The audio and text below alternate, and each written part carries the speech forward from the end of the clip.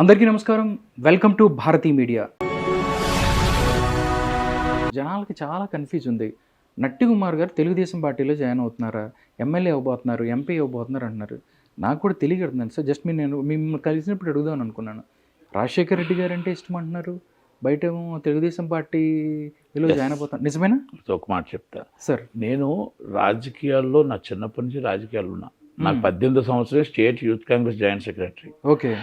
నేను రాజకీయాల్లో booth management నేర్చుకొని బూత్ లెవెల్ నుంచి నేను స్టేట్ యూత్ కాంగ్రెస్ నుంచి టోటల్గా రాష్ట్ర రాజకీయాల్లో కూడా ఉన్న వ్యక్తిని. ఓకే. 2005లో ఎమ్మెల్యేగా నించొని ఓడిపోయిన వ్యక్తిని. ఓకే. 2004 మధ్యంతర ఎన్నికలు జరిగాయి. తర్వాత నేషనలిస్ట్ కాంగ్రెస్లో ఉన్నాను, తర్వాత అలాగే దివాళీ కాంగ్రెస్లో ఉన్నాను. నేనంతా ఏదైనా కాంగ్రెస్, రిలేషన్షిప్ ఇస్ కాంగ్రెస్ ఉన్నాను. అది రాజశేఖర రెడ్డి గారి ఫాలోవర్గా, ఆయన చనిపోయిన దాకా ఆయన ఫాలోవర్గానే ఉన్నా. ఓకే. అయితే ఆయన తర్వాత తదంతరం ఆయన చనిపోయిన తర్వాత వద్దు రాజకీయాలు అనుకుంటే మళ్ళా జగన్మోహన్ రెడ్డి గారు వచ్చారు. ఏదో మనం సపోర్ట్ చేస్తే మనకు ఆయన తనుడే కదా అనుకున్నాం. కానీ ఆయన రాజకీయం వేరు, ఈయన రాజకీయం వేరు. ఈయన రాజకీయం దగ్గర మనం తట్టుకోవడం అనేది చాలా మంది మాట్లాడుతూ ఉంటారు. రాజశేఖర రెడ్డి గారు వేరు, ఏంది వేరు, అది యుగం. ఆ యుగంకి రాదు. ఈయన రాజకీయం దగ్గర తట్టుకోవడం అనేది ఎవరి వల్ల కాదు. ఒకటి. రెండో విషయం ఏంటంటే మనం 2018లో కాంగ్రెస్ పార్టీకి రాజీనామా చేస్తాం. ఓకే. అంటే కొన్ని అనివార్య కారణాలు. ఎందుకంటే విభజన చేశారనొచ్చు, లేకపోతే కాంగ్రెస్ పార్టీని మొత్తం చంపేశారనొచ్చు, కాంగ్రెస్ పార్టీని మొత్తం నాశనం చేశారనొచ్చు. ఆంధ్రప్రదేశ్లో కాంగ్రెస్ పార్టీలో ఎవరు పట్టించుకునే నాదుడు లేడని రాజీనామా చేశాం. ఓకే. ఆంధ్రప్రదేశ్ అటువంటి తెలంగాణలో నేను ఎప్పుడు లేను, నేను ఎప్పుడు ఆ పాత్ర పోషించలేదు. నేను ఆంధ్రప్రదేశ్లోనే ఉన్నా. అయితే దాంట్లో ఆ పాత్రలో ఎప్పుడైతే రిజైన్ చేశానో జాయిన్ అవ్వాలి. జాయిన్ అవ్వాల్సిన విషయంలో వైసీపీలో కొన్ని అనువైన కారణాల వల్ల విజయసాయి రెడ్డి గారు అవ్వచ్చు, మేబీ ఇంకా అక్కడ ఎవరైనా అవ్వచ్చు, నేను ఇష్టం లేని వాళ్ళు అవ్వచ్చు, జాయిన్ అని కట్టుకున్నారు ఎలక్షన్స్లో. కరెక్ట్ పేర్లు చెప్పగలుగుతారా? విజయసాయి రెడ్డి పేరు చెప్పాను కదా. ఓకే. వాళ్ళకి అభ్యంతరాలు ఏంటండి? వాళ్ళకి అభ్యంతరం ఏమో నాకు తెలియదు. అడ్డారు అడ్డుతో నియోజకవర్గం అక్కడ విశాఖపట్నం వల్ల పర్మిషన్ కాలేదు. ఇప్పుడు ఇందాకలే చెప్పాను కదా, ఎదుటివాడి దగ్గర చేతులు కట్టుకోను బాబు, ఎదుటివాడి దగ్గర బతిమలాడుకుంటే నేను ఎప్పుడో పోస్టులు వచ్చేవి, ఎప్పుడో సీట్లు వచ్చేవి, ఎప్పుడో నాకు కబాలీ డైలాగ్ లాగా అంటే ఎప్పుడైనా వచ్చేది. ఎప్పుడో వచ్చేవి. ఇలాగ నేను ఎప్పుడో ఉంటే ఈరోజు నేను చిరంజీవి గారితో అందరితో మొత్తం సినిమాలను నాయే ఉండేవి. ఈరోజు నేను 66 సినిమాలు తీసాను, ప్రతి హీరోతో సినిమా తీసాను, ప్రతి హీరోతో నేనే సినిమా తీసేవాడిని. అలాగే నేను పొలిటికల్లో ఎప్పుడో ఎమ్మెల్యే అయిపోయేవాడిని, పొలిటికల్లో ఎప్పుడో మినిస్టర్ అయ్యేవాడిని. కానీ నాకు చేతులు కట్టుకొని నించొని అక్కడ కాపలాలు కాసే అలవాటు నాకు లేదు. కాబట్టి నాకు ఇంకొకరితో అక్కడ ఏంటంటే అబ్జెక్షన్ ఏదో ఉందని అన్నారు. మా నియోజకవర్గం 1 నాది దక్షిణ నియోజకవర్గం విశాఖపట్నం. అది ద్వానరాజు శ్రీనివాస్ గారు నించున్నారు. అక్కడ నా కుటుంబాలు 10,000 కుటుంబాలు ఉన్నాయి. నేను అక్కడ ఉండుంటే ఒక 1,200 1,500 నా ఓట్లైనా పడును మేబీ. అవును. పడితే 3,800 మెజార్టీతో ఓడిపోయారు. ఓకే. అంటే అక్కడ ఆ గెలుపుకి ఆ సీట్ నేను వచ్చేవాడినా లేదా? డెఫినెట్లీ. కానీ వాళ్ళకి ఏంటంటే యుగోలే ముఖ్యం. ఓకే. జగన్మోహన్ రెడ్డి గారు అదృష్టం కొలది ఆయన ఒక్క ఛాన్స్ రాజశేఖర రెడ్డి గారి ముఖం, ఒక్క ఛాన్స్ ఒక రాజశేఖర రెడ్డి ముఖంతో వచ్చారు. కానీ చంద్రబాబు నాయుడు గారు ఆయన కూర్చోబెట్టాడు, కూర్చొని కూర్చోబెట్టాడు. ఈయన మూర్ఖత్వంతో, చంద్రబాబు నాయుడు గారు మూర్ఖత్వంతో ఆయన ఏ తప్పు చేయలేదు. నేను ఇది చేయలేను అని చెప్పి కూర్చోబెట్టాడు తప్ప ఆయన నిజంగా ఆయన ఆలోచించుకొని ఆ రోజే ఈ అమరావతిని మన రాజధానిగా ఒక చిన్న రాజధానిగా చేసుకుంటే సరిపోదు. ఆయనేం ఆలోచించాడంటే ప్రజల్ని ఒక మాదాపూర్, ఒక గచ్చిబౌలి, ఒక సైబర్ టవర్ లాగా తీర్చిదిద్దాం అనుకున్నాడు. అది కొంచెం టైం పట్టింది. ఆ సెంట్రల్ గవర్నమెంట్ దెబ్బ కూడా కొట్టింది. Okay sir. ఓకే. దాంట్లో ఇక్కడ ఈ రాజకీయాల్లో వచ్చిన దాని మీద నేను 2018 వచ్చిన తర్వాత జాయిన్ అవుతూ సపోర్టెడ్గా నేను ఉన్నాను. సపోర్ట్గా నేను వైసీపీకి అక్కడి నుంచి జాయిన్ అవ్వలేదు. జాయిన్ అవ్వలేదు, సపోర్టర్గా సినిమా ఫీల్డ్లో కూడా వాళ్ళకుండా ఉన్నాను. అది అందరికీ తెలిసింది. ప్రతిసారి ఏదున్నా నేను ముందుకు వచ్చాను. ఓకే, నా వల్ల వాళ్ళకి ఉపయోగపడిందో లేదో తెలియదు. తర్వాత వాళ్ళు ఏంటంటే పోసాన మురళి బెస్ట్. ఎందుకంటే తిట్టడానికి కావాలి వాళ్ళకి పవన్ కళ్యాణ్ గారిని తిడతావా? ఎస్ అన్న అడిగారండి. నన్ను అడగలేదు. నన్ను అడిగే ధైర్యం చేయరు. అంటే ఐ మీన్ వాళ్ళ ఉద్దేశం అదేంటో వాళ్ళ ఉద్దేశం కాదు. నాకు 2 మినిస్టర్లు కూడా చెప్పారన్నమాట. పవన్ చెప్పారు, పవన్ కళ్యాణ్ గారిని తిడతావా, వాళ్ళ ఫ్యామిలీని తిడతావా, చంద్రబాబు నాయుడు తిడతావా, లోకేష్ గారిని తిడతావా, నువ్వు తిడితే నీకు ఉంటది ఏదో నీకు కావాలంటే ఆశిస్తా అది వద్దనంటే అప్పుడు నేను ఒక మాట చెప్పాను. ఓకే. నేను ఇటు వైసీపీలో ఉన్నా టీడీపీలో నాకు రిలేషన్షిప్ ఉంది అందరితోనే, బీజేపీలో ఉంది అందరితోనే ఉంది, జనసేనలో ఉంది. అంతే తప్ప ఇష్యూస్ బేస్డే నేను మాట్లాడతాను తప్ప ఏ పార్టీలో ఉన్నా కూడా పర్సనల్గా ఏ రోజు మాట్లాడలేదు, నేను ఎప్పుడూ మాట్లాడలేదు, ఎవరి కోసం మాట్లాడలేదు. ఎందుకంటే వాళ్ళని ఇబ్బంది పెట్టే పని నేను ఎప్పుడు చేయలేదు. అదే పార్టీకి ఇష్యూస్ బేస్డే నేను మాట్లాడాను.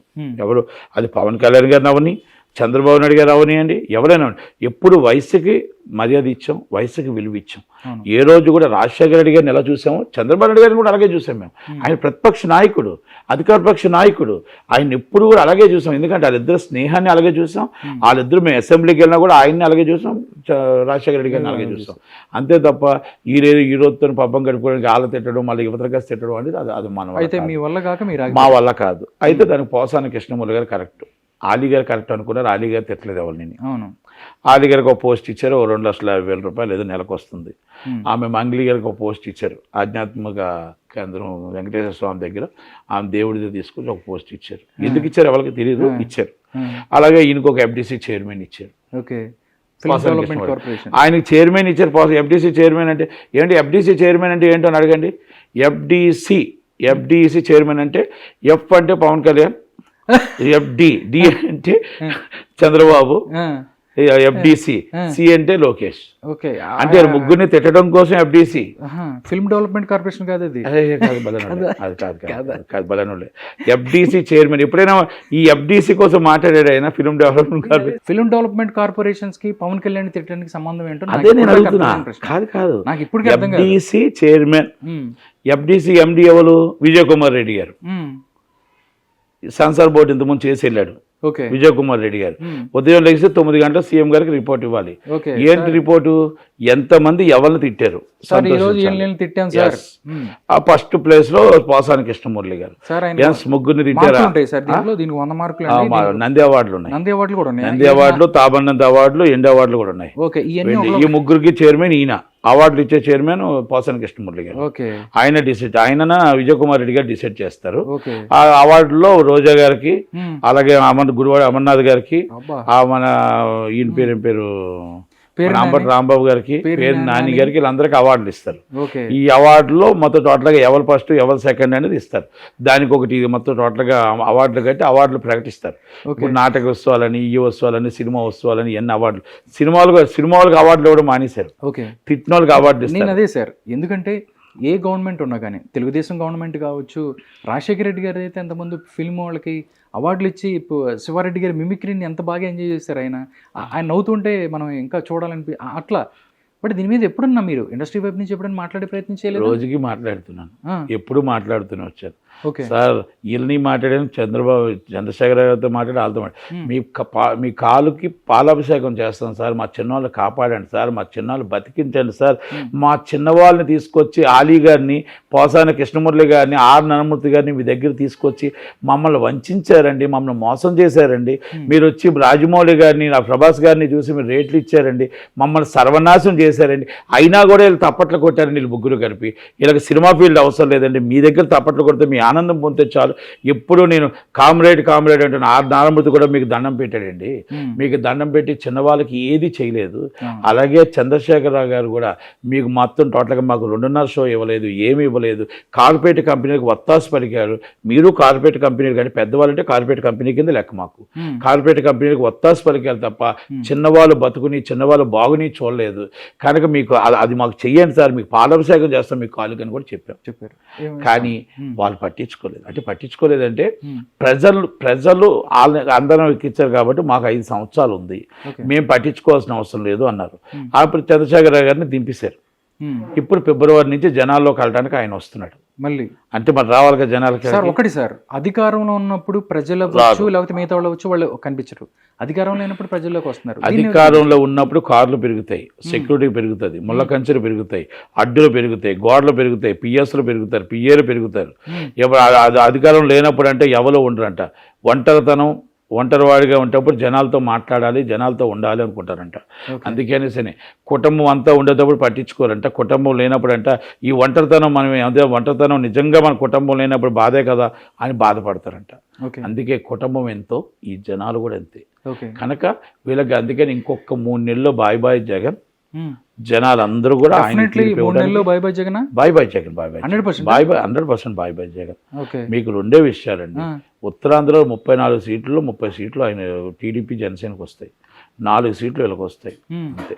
మీకు మొత్తం టోటల్ సార్ మీరు 135 to 150 ground report 135 to 150 seats and Janasena TDP winnowing. Breaking చెప్తున్నారు నట్టి కుమార్ గారు. 135 నుంచి 150 స్థానాలు 2024 ఎలక్షన్లో టీడీపీ జనసేన గెలుస్తుందని చెప్తున్నారు. ఏరియాలు వేరుగా కూడా చెప్పగలుగుతాం ఇంకా మొత్తం. Okay sir. మీకు చెప్తున్నాను కదా, నేను ఎందుకంటే శ్రీకాకుళం వెళ్ళొచ్చాను, ఆల్రెడీ విజయనగరం వెళ్ళొచ్చాను, మీరు అంతా విశాఖపట్నం కూడా వెళ్ళొచ్చాను.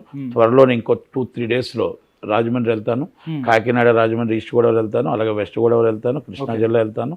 అన్ని ఏరియాలు కూడా మొత్తం టోటల్గా ఫిబ్రవరి 10వ తారీఖు కల్లా బిఫోర్ నోటిఫికేషన్ మొత్తం తిరిగి వచ్చి మీకు చెప్తా. ఎందుకంటే ప్రతి దగ్గర గ్రౌండ్ రిపోర్ట్ కనుక్కుంటున్నాం కదా, గ్రౌండ్ రిపోర్ట్ వాళ్ళకున్న సర్వే రిపోర్ట్తో టెన్షన్తో ఈ పార్టీని ఆమాయించి ఆ మనిషిని మార్చి ఈ మనిషిని మార్చగలవు, ఓటుని మార్చలేవు, జనాలను మార్చలేవు. కొంతమంది మనిషిని మార్చగలవు, ఓటుని మనిషిని మార్చలేవు. అది మాత్రం మనం గుర్తుపెట్టుకోవాలి. అది మనం చెడగొట్టుకున్నాం, అది మనం పోగొట్టుకున్నాం. ఆ అక్క, ఆ చెల్లి, ఆ తమ్ముడు, ఆ అన్న, మా జగన్ అన్నాడు మీకు ఏదైతే ఓటేసారో ఆ ఓటుకి మీరు దూరం అయ్యారు. ఈరోజు ఈ అంగన్వాడీ కార్యకర్తలు ఈరోజు మనకు ఆ రోజు మీకు సపోర్ట్గా నిలబడితే, ఆ రోజు అండగా నిలబడితే ఒకటే ఒకటి గుర్తుపెట్టుకోవాలి. బిఫోర్ 2019 2 months బ్యాక్, అంటే బిఫోర్ అయితే 2 months ముందు ఇంక ఎలక్షన్ జరుగుతాయి అనగా ఇదే అంగన్వాడీ వర్కర్స్ ధర్నాలు చేశారు, గొడవలు చేశారు, చంద్రబాబు నాయుడు గారు అన్నీ చేస్తే ఆ రోజు నేను అండగా ఉన్నాను, నీ అన్నగా మీకు ఉంటాను, నా అక్కలు నా చెల్లెళ్ళు అనే వాళ్ళు ఈరోజు ఎస్మా ప్రకటించారు. 2 రోజుల్లో విధుల్లో రాకపోతే మొత్తం తీసేసి అదే ఎస్మా ప్రకటించారు. ఇది మీకు స్టార్టింగ్ చంద్రబాబు నాయుడు గారిది మీకు కనబడుతుంది. వాళ్ళ వాళ్ళ కష్టం మీకు చెప్పుకున్నారు. ఒక అక్క చెల్లిగా మీరు బాధను విని ఇది కాదు ఇది చేస్తానని మీరు చెప్పలేని పరిస్థితిలో, కలవలేని పరిస్థితిలో మీరున్నారు కనుక మీకు బాయ్ బాయ్ జగన్ చెప్పే పరిస్థితి వాళ్ళకు వచ్చింది. మున్సిపల్ కార్మికులు ఈరోజు కష్టాల్లో ఉన్నారు, బాధల్లో ఉన్నారు. ఉదయం తెలిస్తే మన అన్ని కష్టాలన్నీ కూడా వాళ్ళగా తీసుకొని మనం చెత్త అంతా తీసుకొచ్చి పాపం అంత పరిశుభ్రంగా చేసే వాళ్ళని కూడా మనం రూపాయి పెంచలేక, వాళ్ళకి ఎలివెన్స్ ఇవ్వలేక ఈరోజు వాళ్ళని రోడ్డు మీద తీసుకొచ్చే పరిస్థితికి వచ్చాం. హెల్త్ ఎలివెన్స్ ఇది ఇందాక ఏదో చూసే హెల్త్ ఎలివెన్స్ ఏదో 6,000 రూపాయలు ఏదో కొంచెం పెంచుతున్నాం ఏదో అంటున్నారు. అంటే నేనేమంటున్నానంటే ఇంతమందిని బాధ పెట్టి తాడేపల్లిలో ఒక పెద్ద ముళ్ళు కంచెలాగా వేసుకొని ఎవరిని కలకుండా ఏం సాధిస్తారు జగన్మోహన్ రెడ్డి గారు? మీరు ప్రజల బాధల్లో ఉంటే, రోడ్లు బాగోలేక కష్టాల్లో ఉంటే, మొత్తం టోటల్గా ఈ జీతాలు కట్టలేక, ఏమీ లేక, జీతాలు టైంకి రాక, మీరు గవర్నమెంట్ ఏమీ వేయలేక బాధల్లో ఉంటే 500 కోట్ల బంగళం మీకు విశాఖపట్నంలో అవసరమా? మీరు నిజంగా పోర్ట్ బంగ్లా నుంచి ఒకవేళ నిజంగా రాజధాని నడపాలంటే నడపలేరా? మీరు అవన్నీ కూడా ఇది అన్యాయమా కాదా? ఇది ప్రజలు నిర్ణయిస్తున్నారు, నేను అడగట్లే, ప్రజలు అడుగుతున్న ప్రశ్న మీకు. ఇది ఇలాంటివన్నీ కూడా మీరు అమరావతి రాజధాని మీరు అలా వదిలేయడం అని న్యాయమా? 35,000 ఎకరాల రైతుల్ని రోడ్డు మీద వదిలేయడం న్యాయమా? ఇలా మొత్తం టోటల్గా మీరు టోటల్గా ఫిలిం ఇండస్ట్రీని మరి ఎక్కడ స్టూడియోలో కట్టకుండా ఫిలిం ఇండస్ట్రీని డెవలప్ చేయకుండా ఉండడం మీకు న్యాయమా? మీరు మొత్తం టోటల్ ఎంప్లాయ్మెంట్ లేకుండా చేయడం మీకు న్యాయమా? ఇది ఏది కూడా ఎక్కడా కూడా ఏ డెవలపింగ్ లేకుండా అప్పులు చేసి మనం టింగ్ వేస్తున్నాం దానివల్ల మనం గెలుస్తారనుకోవడం తెలంగాణ రివర్స్ అవుతుందని మాత్రం గుర్తుపెట్టుకోండి. తెలంగాణలో కూడా అన్నీ మేము చేసామన్నారు. ప్రజలు అర్థం చేసుకుంటున్నారు ఏది చేశారు ఏది చేయలేదనేది. కనుక దాంట్లో అందుకే అక్కడే చెప్పాను బాయ్ బాయ్ జగన్ అని. సార్ ఒకటి సార్, మీరు అంటున్నారు బాయ్ బాయ్ జగన్ అంటున్నారు, ఫిల్మ్ ఇండస్ట్రీ నుంచి ఏ రోజున్నా ఎవరైనా సపోర్ట్ చేశారు సార్ ఆయనకి? ఆయన చెప్తారు ఇక్కడ షూటింగ్లు చేసుకోమన్నారు, ఇక్కడ అన్నీ ఇస్తా అన్నారు, మీరేమో హైదరాబాద్ నుంచి కదలరు, ఇంకా ఆయనకు సపోర్ట్ చేస్తాను, అటు చూస్తే ఆలీ, ఇటు చూస్తే ప్రోత్సాహన్ గారు తప్ప మిగతా వాళ్ళు లేరు. ఏ విధంగా వాళ్ళు మీకు సపోర్ట్ చేస్తారని మీరు అనుకుంటారు? ఒక మాట అండి, ఆలీ గారు ప్రోత్సాహన్ కృష్ణమూర్తి ఎవరితోనో మీటింగ్ పెట్టారా? ఎవరితోనో కలిసారా? ఎవరితో joint film chamber of commerce and Telugu film chamber of commerce and producer council and మా అసోసియేషన్లో కీలక పాత్రలు పోషించారు వాళ్ళు ఇద్దరును. ఓకే, అలీ గారును పోసాని కృష్ణమురళి గారు. అలాంటి వ్యక్తులు మాతో ఎప్పుడైనా సంప్రదింపులు చేశారా? మాతో మాట్లాడారా? మాతో మీటింగ్లు పెట్టారా? మాతో ఎప్పుడైనా రండి అని చెప్పారా, మాతో స్వాగతించారా, మాతో అవార్డుల కోసం మాట్లాడారా, సినిమా ఫీల్డ్ కోసం విశాఖపట్నం స్టూడియో కోసం మాట్లాడారా, జీవో నెంబర్ 162 రాజశేఖర గారు ఇచ్చిన జీవోలో 325 ఎకరాలు ఉంది దానికోసం మాట్లాడారా, రాజమండ్రిలో స్టూడియో కడదాం కోసం డెవలపింగ్ కోసం మాట్లాడారా, కోనసీమలో ఏమైనా డెవలప్ చేద్దామని మాట్లాడారా, విశాఖపట్నంలో స్టూడియో కడదామని ఏమైనా మాట్లాడారా, అలాగే తిరుపతిలో డెవలప్ చేద్దామని ఏమైనా మాట్లాడారా, మదనపల్లి ఫారెస్ట్ని డెవలప్ చేద్దామని ఏమైనా మాట్లాడారా, సినిమా ఫీల్డ్ మీరు రండి, మీరు కూర్చోండి, మీరు దగ్గర కూర్చోండి, మీరు మొత్తం అందరినీ కలిపి జాయింట్ మీటింగ్ ఎప్పుడైనా పెట్టారా, మీరు స్వయంగా చిరంజీవి గారిని స్వయంగా ఫోన్ చేసి విజయ్ కుమార్ రెడ్డి గారి గొప్పకి ఆయన ఫోన్ చేసి చిరంజీవి గారికి పిలుచుకున్నారు, చిరంజీవి గారు స్వయంగా జగన్మోహన్ రెడ్డి గారి దగ్గరికి వెళ్ళారు, ఆయన విందిచ్చారు, ఆయన విందుతో నమస్కారం పెట్టారు, ఆయన ఇండస్ట్రీ అందరి కోసం సిగ్గి విడిచి నా ఇండస్ట్రీ బాగుండాలి, నా ఇండస్ట్రీ బతకాలి, నా ఇండస్ట్రీ కోసం దండం పెట్టి కోరుకుంటున్నాను సార్, ప్లీజ్ మీకు అంబుల్ రిక్వెస్ట్ సార్ అని చెప్పి ఆయన మీకు 4 గోడల మధ్య మీకు రిక్వెస్ట్ చేసుకొని ఇండస్ట్రీ కోసమే మీకు దండం పెట్టాడు. ఆయన మీకు దండం పెట్టి ఇండస్ట్రీ కోసం దండం పెడితే దాన్ని కావాలని మీకు లీక్ చేసి ఆయన వీక్ చేయాలని చూశారు. మీరు లీక్ చేసి వీక్ చేయాలని చూసిన చిరంజీవి గారు ఎక్కడికో వెళ్ళిపోయారు. అది మీరు పంపించడం వల్ల అంటే మా ఇండస్ట్రీ అందరి కోసం ఆయన ఒక మెట్లు 2 మెట్లు కిందకి దిగి ఆయన మా అందరి కోసం మాట్లాడాడే, మా అందరి కోసం దండం పెట్టాడే, మా అందరి కోసం అంత చేస్తే కూడా మీకు కరికారం రాలేదే, మీకు అసలు మీకు అంటే మనసే రాలేదే అని ఆ బాధ రివర్స్ జగన్మోహన్ రెడ్డి గారు కొట్టింది. అది ఆయన లీక్ చేసిన వాళ్ళకి ఎఫెక్ట్ కొట్టింది. ఆయన చిరంజీవి గారిది ఎక్కడికో వెళ్ళింది ఇండస్ట్రీలో. ఎందుకంటే ఇలాంటిది మీరు పర్సనల్గా చేశారు తప్ప ఛాంబర్ నుంచి కౌన్సిల్ నుంచి ఎప్పుడైనా పిలిచారా? ఎవరినైనా పిల్లది కదా. మరి పిల్లైనప్పుడు ఒక కులం అంటారు. ఇక్కడ కులం లేదు, మతం లేదు, మతం లేదు. సినిమా ఫీల్డ్ ఒకటే ఉంది. సినిమా చిన్న పెద్ద ఎవరు తేడా లేదు ఇక్కడ. సినిమా ఫీల్డ్ కాడికి వచ్చేటప్పటికి సినిమా ఫీల్డ్లో అందరూ ఒకటే, అందరూ ఒకటే కులం, ఒకటే మతం. ఇదే సినిమా ఫీల్డ్. ఇది అంతే తప్ప ఇక్కడ కులాలు లేవు, మతాలు లేవు. మీరు ఎవ్వరు ఏ కులం ఆ కులం పనిచేస్తుంది, ఈ కులం పనిచేస్తుంది. నేను ఏ కులం వాడిని, ఒక్కొక్కరు ఇంకొక ఏ కులం వాళ్ళు, ఏ మతం వాళ్ళు అవసరం ఉండదు. కులం మతం కాదండి, సినిమా వాళ్ళు అండి. మేమందరం కలిపి 24 క్రాఫ్ట్స్ కలిపి పనిచేస్తే ఒక సినిమా అవుతుంది. ఆ సినిమానే మేము జనాలకు చూపిస్తాం. దాంట్లో ఆ సినిమాలోని ఈ కులం వాడు, ఈ మతం వాడు, ఈ క్యాస్ట్ వాడు అని చూపించరండి. అందరం కలిపి అన్ని కులాలు అన్ని మతాలు కలిస్తే అందరం కలిపి కష్టపడితే ఆ సినిమా అవుతుంది. అంతే, దాన్ని అర్థం చేసుకోవాలి. ఓకే సార్, టికెట్ల రేట్లు పెంచుకునే ప్రయత్నం సార్. 440 టికెట్ ఏంటి సార్? ఈ టికెట్లతో ఎవరైతే ఎంటర్టైన్మెంట్ కోరుకుంటున్నారో వాళ్ళు దోచుకోవడం కాదంటారా? కార్పొరేట్ కంపెనీలకు వత్తాసు పలుకుతున్న గవర్నమెంట్లు అనాలన్నమాట. ఇప్పుడు మొన్నటిదాకా కార్పొరేట్ కంపెనీస్కి బ్రో అనుకుంటూ తిరిగి మాకేం వాటా ఇస్తారు, మీకేం వాటా ఇస్తారు, మీకేంటి, మాకు ఇంటికి వస్తే మీరేమి ఇస్తారు, మీ ఇంటికి వస్తే మాకేమి ఇస్తారు అనుకున్న తెలంగాణ గవర్నమెంట్ ఇంటికి వెళ్ళిపోయింది. ఇంటికి వెళ్ళిపోయిన తర్వాత ఇప్పుడు కాంగ్రెస్ గవర్నమెంట్ వచ్చింది. కాంగ్రెస్ గవర్నమెంట్ కూడా ఇలాగే చేసింది అనుకోండి. కాంగ్రెస్ గవర్నమెంట్ మేము ఎప్పటికీ నమ్మేది ఏంటంటే ప్రజల పాలన, ప్రజావరద్దరు పాలన, పేదల పాలన, ఇందిరమ్మ రాజ్యం అని అనుకుంటాం. ఇది అందరినీ కలుపుకొని వెళ్తుందని అనుకుంటున్నాం. లేదు మళ్ళీ వాళ్ళు 390 రూపాయలు ఇచ్చారు, 440 రూపాయలు ఇచ్చారు. ఈ పంటకు కూడా అలాగే ఇచ్చారు అనుకోండి. 100% వాళ్ళకి వర్తించింది కంపల్సరీ జరుగుతుంది. మేము డైరెక్ట్ రాహుల్ గాంధీ దగ్గరికి వెళ్తాను. నేను I'm right, direct Rahul Gandhi దగ్గరికి వెళ్తాను.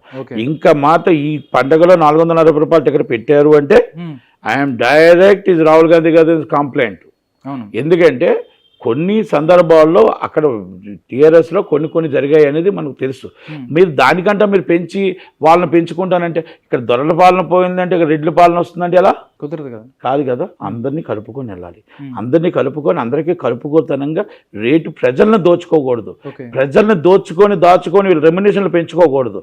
వాళ్ళ ప్రజల దగ్గర నుంచి మనం అందుబాటులో రేటు ఇవ్వాలి. పండక్కి వాళ్ళు వెళ్ళి 10 మంది ఇంటిని బాధి సినిమా చూసే విధంగా ఎంటర్టైన్మెంట్ ఉండాలి తప్ప మనం వాళ్ళు దోచుకుందామని 440 రూపాయల టికెట్ అనేది తప్పు. ఆ తప్పు పని రేవంత్ రెడ్డి గారు, కోమటిరెడ్డి వెంకటరెడ్డి గారు చేయరని నేను అనుకుంటున్నా. అలాగే నేను అనుకుంటున్నా. అలా జరిగితే, ఎందుకంటే ఫస్ట్ టైం జరిగింది సలార్లో అంటే ఆయనకి ఇంకా అప్పటికి అవగాహన లేదు. ఆ గవర్నమెంట్ కూడా కొంచెం ఎవరైతే ఉన్నారో ఆఫీసర్స్ గేమ్ ఆడారు. ఈసారి అలా జరగదని అనుకుంటున్నా. నిజంగా ఆ రేట్లు వస్తే మాత్రం ఇట్స్ కంప్లైంట్ ఇమ్మీడియట్లీ నేను రాహుల్ గాంధీ గారికి ఇస్తాను డైరెక్ట్గా. ఎందుకంటే ఇందిరమ్మ రాజ్యం అన్నారు, ప్రజల పాలన అన్నారు, ప్రజల దర్బార్ అన్నారు. మీరు ప్రజల దర్బార్ కాదు, కార్పొరేట్ కంపెనీకి మీరు దాసోహం అవుతున్నారు. ఎంత దాకా కరెక్ట్ ఇది? ఇది కరెక్ట్ కాదు. ఇది వాళ్ళని మీరు అన్నారు, మరి మీరేం చేస్తున్నారు? ఇది నేను ఒప్పుకోను. 100% నేను సీరియస్గానే తీసుకుంటాను. ఎందుకంటే నాకేం వాళ్ళు కాంగ్రెస్ పార్టీ అంటే అభిమానం, రాహుల్ గాంధీ గారు అంటే అభిమానం, ఇందిరాగాంధీ గారు అంటే అభిమానం, మరి సోనియా గాంధీ గారు అంటే అభిమానం, ప్రియాంక గాంధీ అంటే అభిమానం. కాంగ్రెస్ పార్టీ వాల్యూ ఉండాలి. ఎందుకంటే రాజశేఖర రెడ్డి గారు సినిమా వాళ్ళకి ఎంతో చేశారు, అలాగే కిరణ్ కుమార్ రెడ్డి గారు చేశారు. ఇది అంటే ఎవరు చేసినా కాంగ్రెస్ పార్టీ చేసింది. కనుక రేవంత్ రెడ్డి గారు కూడా, కోమటిరెడ్డి వెంకటరెడ్డి గారు కూడా చేస్తారనుకుంటున్నాను. ఎందుకంటే ఫస్ట్ వాళ్ళకి కూడా అవగాహన లేదు కదా. దీంట్లో మార్పులు వస్తాయి, రేట్లు ఇవ్వరు అనుకుంటున్నా. ఇస్తే మాత్రం 100% తప్పు చేసినట్టే, ప్రజల్ని దోచుకుంటున్నట్లు లెక్కే. Okay sir, last 3 questions sir. First one అంటే, కాంగ్రెస్ పార్టీకి చెందిన వాళ్ళు, కాంగ్రెస్ అంటే అభిమానం ఉంది, రాహుల్ గాంధీ, ఇందిరమ్మ రాజ్యం, రాజశేఖర రెడ్డి అంటున్నారు. ఏపీలో కాంగ్రెస్ పార్టీ మళ్ళీ రాబోతోంది, వైఎస్ షర్మిల అక్కడికి కాంగ్రెస్ పార్టీ అక్కడికి తీసుకెళ్ళిపోతుంది అనేది ఒక చర్చ నడుస్తుంది. ఒకవేళ నట్టి కుమార్ గారు మళ్ళీ ఏదన్నా కాంగ్రెస్ వైపుకి వెళ్ళే ప్రయత్నం జరుగుతుందా, లేదంటే టీడీపీ నుంచి ఏమైనా పిలిస్తే వెళ్ళే ప్రయత్నం జరుగుతుందా? ఎందుకంటే మీకు పాలిటిక్స్ అంటే ఇష్టం, ప్రజలకు సేవ చేయడం అంటే ఇష్టం అని చెప్తున్నారు. మీరు ఎలా ముందుకెళ్ళిపోతున్నారు? అంటే ఒకటండి, ఫస్ట్ నాకు నా ప్రాణం కాంగ్రెస్ పార్టీ, నా పుట్టుక కాంగ్రెస్ పార్టీ. నేను కాంగ్రెస్ పార్టీ, షర్మిలా గారు వచ్చారంటే నేను కాంగ్రెస్ పార్టీలో ఉండాలి. కాంగ్రెస్ పార్టీలో నాకు ఏది ఇచ్చినా ఇవ్వకపోయినా కాంగ్రెస్ పార్టీతో సేవ చేయడం నాకు చాలా మనస్ఫూర్తిగా నాకు ఇష్టం. కానీ నేను చంద్రబాబు నాయుడు గారి కష్టాలు ఉన్నప్పుడు ఫస్ట్ నేను ఇంటర్వ్యూట్ అయ్యాను. వాళ్ళు కూడా నాకు అంతగా, లోకేష్ గారు కూడా నాకు అంత దగ్గరగా నాకు కూడా వాల్యూ ఇచ్చారు, విలువ ఇచ్చారు. వాళ్ళు కూడా నాకు ఒక వాల్యూ ఇచ్చేటప్పుడు, వాళ్ళు నేను సపోర్ట్ చేస్తున్నప్పుడు నేను ఫస్ట్ ప్రయారిటీ, ఎందుకంటే ఫస్ట్ ప్రయారిటీ చంద్రబాబు నాయుడు గారు టీడీపీకి నేను ప్రయారిటీ ఇస్తాను. ఎందుకంటే వాస్తవంగా నాకు నేను ఏ పార్టీ వద్దనుకున్న టైంలో నేను మళ్ళీ కాంగ్రెస్కి వెళ్ళాలనుకున్నా. కానీ నాకు బాగా వాల్యూ ఇచ్చింది, విలువ ఇచ్చింది టీడీపీ పార్టీ, చంద్రబాబు నాయుడు గారు. నేను వాళ్ళ కష్ట సమయాల్లో నేను వాళ్ళు నాకు సపోర్ట్ చేసి, వాళ్ళు నిలబడి నా మీద కొంచెం కేసులు పెడుతున్నా కూడా అన్నింటిలో కూడా సపోర్ట్గా ఉన్న లోకేష్ గారికి, వాళ్ళు ఎట్టి పరిస్థితుల్లో వాళ్ళ మాట సిద్ధోదార్యంగా తీసుకుంటూ ఫస్ట్ ప్రయారిటీ టీడీపీ. నేను సపోర్టెడ్ టీడీపీ. ఈ 2024 ఎలక్షన్స్కి నేను టీడీపీకే సపోర్ట్ చేస్తా. ఆ మాట ఇచ్చాను, ఆ మాట ప్రకారం టీడీపీ సపోర్ట్ చేస్తా. వాళ్ళు సీట్ ఇస్తారా, ఓటు ఇస్తారా, ఇంకేమి ఇస్తారా నాకు అవన్నీ కాదండి. నేను లోకేష్ గారికి మాట ఇచ్చాను, ఆ మాట ప్రకారం ఆయనతోనే ఉంటాను, ఆయనతోనే టీడీపీ నడుచుకుంటాను. Okay sir. అంబటి రాయుడు ఎవరైతే ఇండియన్ క్రికెటర్ ఉన్నారో, డిసెంబర్ 28వ తారీఖున వైఎస్ఆర్సీపీలో జాయిన్ అయ్యారు. గట్టిగా చూస్తే 10-15 రోజులు లేవు, ఈరోజు వైఎస్ఆర్సీపీ పార్టీకి రిజైన్ చేసి బయటకు వచ్చారు. దాంతోపాటు మల్లాది విష్ణు వచ్చు, ఇంకా చాలామంది, కాపు రామచంద్రరావు, ఇలాంటి చాలామంది ఎవరైతే ఉన్నారో చాలా అసంతృప్తిలో ఉన్నారు. అందరూ బయటకు వచ్చే ప్రయత్నం జరుగుతుందని అన్నారు. నిజమేనంటారు? అది ఒక్కొక్కరు ఫస్ట్ అది కాదండి, ఒక్కొక్కరు గేటు దాటిన వాళ్ళు, కొంతమంది ఇంకా గేటు దాటకుండానే బయటకు వచ్చాడు, కొంతమంది గేటు దాటిన వాళ్ళ తర్వాత తెలిసింది, కొంతమందికి ఇంకా గేటు లోనకి వెళ్ళిన తెలిసింది, అసలు విషయం అనేది కొంత తెలిసింది. కనుక ఆయనకి అంబటి రాయుడు గారికి 7 daysలో ఎందుకు తెలిసిందంటే, ఆయన ఆల్రెడీ గేటు దాటాడు. గేటు దాటిన తర్వాత అమ్మో గేటు దాటకుండానే తెలుసుకున్నాడు, అమ్మో ఇక్కడ మనం ఉండలేము, కష్టం ఇది, ఇక్కడ ముళ్ళ కంచెలు దాటాలంటే కొంచెం కష్టం అనుకున్నాడు. ఆయన ముందే బయటకు వచ్చాడు. ఇవ్వండి, మనిషికి విలువ లేని దగ్గర ఎవరు ఉంటారండి, వాల్యూ లేని దగ్గర ఎవరు ఉండరు. ఆత్మాభిమానం అమ్ముకొని, చేతులు కట్టుకొని, నించొని, కాపలాలు కాసుకుని ఎవరు ఉండలేదు. కాపు రామచంద్రరెడ్డి గారు ఆయన ఎప్పటి నుంచో కాంగ్రెస్ పార్టీ వాది, రాజశేఖర రెడ్డి గారు ఫాలోవర్, ఎప్పటి నుంచో ఉన్న వ్యక్తి ఉదయాన్నే వస్తే సాయంత్రం దాకా లోనకు కూడా రానివ్వలేదు. ఇలాగ ఒక్కరు కాదండి, ఎంతోమంది ఉన్నారు. ఓకే, ఏది ఏమైనా జగన్మోహన్ రెడ్డి గారి పార్టీ ఆయన ఇష్టం, ఆయన పార్టీ. కనుక ఎవరెవరు వచ్చేసినాయి, ఎవరెవరు వచ్చినాయి, ఎవరికొకరికి ఏదో ప్లాట్ఫామ్ దొరుకుతుంటుంది, ఆ ప్లాట్ఫామ్లో ఉంటూ ఉంటారు. నమ్మిన వాళ్ళు మోసం చేయడం కొంతమంది అంటారు, ఇంకోటి ఇది జరుగుతూనే ఉంటాయి కామన్గా. ఇది రెగ్యులర్ ప్రక్రియ. ఇప్పుడు ఆల్రెడీ 3 నెలలు అయిపోయే పార్టీ కోసం మనం ఏం మాట్లాడుతున్నాం చెప్పండి. ఆటోమేటిక్ కనబడుతుంది, ఇక్కడ సింటమ్స్ కనబడుతున్నాయి మీకు. ఒకప్పుడు నాకు తెలిసి 3 నెలల క్రితం టీడీపీ ఏమీ లేదు. అవును, 3 నెలల క్రితం టీడీపీ ఏం లేదు. టీడీపీని అరెస్ట్ చేసి, చంద్రబాబు నాయుడు గారు అరెస్ట్ చేసి, మొత్తం టోటల్గా అరెస్ట్ చేసిన తర్వాత చంద్రబాబు నాయుడు గారి గ్రాఫ్ అలా పెంచుకుపోయారు. ఎస్, నాకు అపోజిషన్ ఎవరు దొరకట్లేదు అని చంద్రబాబు నాయుడు పెంచారు. చంద్రబాబు నాయుడు పెంచిన తర్వాత నువ్వు దమ్ముంటే ఇద్దరు కలిసి వెళ్ళండి, నువ్వు దమ్ముంటే ఇద్దరు కలిసి వెళ్ళు, నువ్వు దమ్ముంటే వెళ్ళు, నువ్వు దమ్ముంటే ఇద్దరు కాలండి అని వాళ్ళిద్దరిని రెచ్చగొట్టారు. ఎస్, మేమిద్దరం కలుస్తాం, వాళ్ళిద్దరు కలిసిపోయారు. వాళ్ళిద్దరు కలిసిపోయేటప్పటికి మన వాళ్ళకి సెవరింగ్ వచ్చింది. మొత్తం టోటల్గా సర్వేలు చూస్తే 175 నీకు వచ్చేది 23 అయినా వాళ్ళకి ఆల్రెడీ 150-152 ఉన్నాయి. ఇప్పుడు మధ్యలో ప్రశాంత్ కిషోర్ అన్ని సర్వేలు అయిపోయాయండి. అన్ని సర్వేల్లో అన్నింటిలో వచ్చాయి. మొత్తం టోటల్గా 150-152 వస్తున్నాయి. ఇది జనసేన టీడీపీ. అయితే సడన్గా మధ్యలో నుంచి ఒక మళ్ళీ ఆటన బాంబు లాగా షర్మిల గారు దిగారు. ఓకే. షర్మిల గారు ఎప్పుడైతే దిగారు, షర్మిల గారు ఏంటి, కాంగ్రెస్ పార్టీ మళ్ళీ పుంజుకుంటుంది. తెలంగాణలో వచ్చింది, కర్ణాటకలో వచ్చింది, సౌత్లో మళ్ళీ ఎక్కడ కూడా పుంజుకుంటుంది. ఇక్కడ ఆల్రెడీ 3% ఉన్న పార్టీని ఎలా పుంజుకుంటుంది? రాహుల్ గాంధీ గారికి బాగా ఇమేజ్ వచ్చింది, ఈ షర్మిల గారు వచ్చారు. అయితే ఇక్కడ వైసీపీకి వెళ్ళిపోయిన ఓటు బ్యాంక్ ఎవరిది? Congress party. Congress party vote bank ఎంత లాక్కున్నా కాంగ్రెస్ పార్టీ వైసీపీకి నుంచి ఓటు బ్యాంక్ లాక్కున్నది తప్ప వైసీపీ కాంగ్రెస్ పార్టీది ఎప్పుడూ టీడీపీకి వెళ్ళలేదు, జనసేనకి వెళ్ళలేదు, పీఆర్పీకి వెళ్ళలేదు, మొత్తం వైసీపీకి వెళ్ళింది. మళ్ళీ వైసీపీకి ఆ పర్సెంటేజ్ 16% లాగేస్తుంది. ఇప్పుడు 16% ఉన్నారు. ఓకే. ఇప్పుడు షర్మిల గారు వచ్చిన తర్వాత 16% అంటున్నారు. 16% 12 సీట్లు ఏదో టీడీపీ కాంగ్రెస్ మన ఎమ్మెల్యేలు గెలుస్తారు. నోటిఫికేషన్ వచ్చేలోపు మొత్తం ఎమ్మెల్యేలు గెలుస్తారు, ఒక ఎంపీ సీట్ గెలుస్తారు. ఓకే. అంటే వాళ్ళకున్న లెక్క ప్రకారం వాళ్ళకు ఉన్నాయి. ఇప్పుడు వాళ్ళ నోటిఫికేషన్ వచ్చిన తర్వాత వాళ్ళు 25 సీట్లు అవ్వచ్చు, వీళ్ళు 130 సీట్లు అవ్వచ్చు, వీళ్ళకి ఒక సీటు లేకపోవచ్చు, వీళ్ళు డిపాజిట్లు గల్లంత అవ్వచ్చు. ఏది ఏమైనా జరగచ్చు రాజకీయాల్లో, ఏది ఏమైనా జరగచ్చు. వ్యూహాలు ప్రతి వ్యూహాలు, యువకర్తలు అంటారు కదా, వ్యూహాలు ప్రతి వ్యూహాలు ఒకటే. రాజశేఖర రెడ్డి యుగం రాజశేఖర రెడ్డి గారితో అయిపోయింది. రాజశేఖర రెడ్డి పిల్లల యుగం ఉంది. ఒకనాడు మీరు చీఫ్ మినిస్టర్ అన్న అయ్యాడు, ఎప్పుడైనా సరే చెల్లి అవుతుంది. ఓకే. అది ఇప్పుడు చంద్రబాబు నాయుడు గారు చీఫ్ మినిస్టర్ అవుతాడు అంతే. Okay sir, thank you so much నటి కుమార్ గారు. ప్రస్తుత రాజకీయ సినిమాకి సంబంధించి ఈ సంక్రాంతి మూవీస్ గురించి మీ అభిప్రాయం తెలియజేశారు. నమస్కారం సార్.